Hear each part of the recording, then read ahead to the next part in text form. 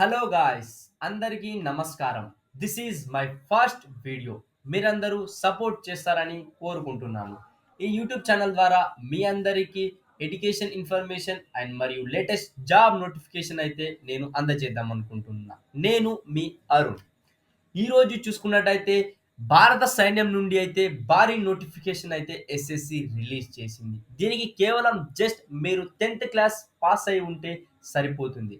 Vacancies చూసుకున్నట్టయితే 39,481 పోస్టులు అయితే ఎస్ఎస్సి రిలీజ్ చేసింది.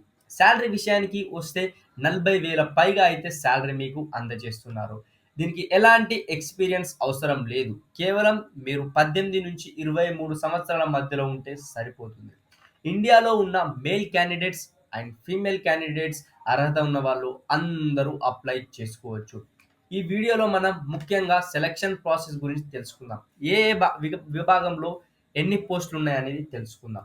ఆన్లైన్ అప్లికేషన్ వచ్చేసి ముఖ్యంగా 5th సెప్టెంబర్ నుంచి అక్టోబర్ 14th వరకు అయితే మీరు ఆన్లైన్ అప్లికేషన్ అయితే చేసుకోవచ్చు. ఎగ్జామ్ పరంగా చూసుకున్నట్టయితే కంప్యూటర్ బేస్డ్ టెస్ట్ అనేది నిర్వహిస్తున్నారు.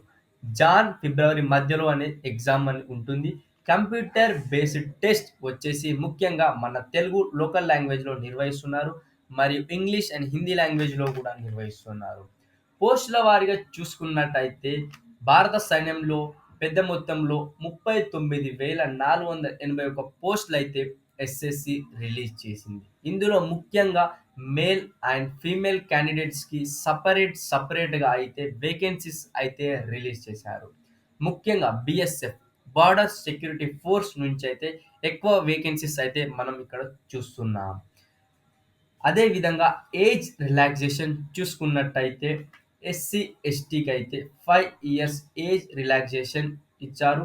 అదేవిధంగా ఓబీసీకి అయితే 3 ఇయర్స్ ఏజ్ రిలాక్సేషన్ ఇచ్చారు. ఒకవేళ మీరు ఎక్స్ సర్వీస్ మ్యాన్ అయితే మీకు 3 ఇయర్స్ ఏజ్ రిలాక్సేషన్ అనేది ఇచ్చారు.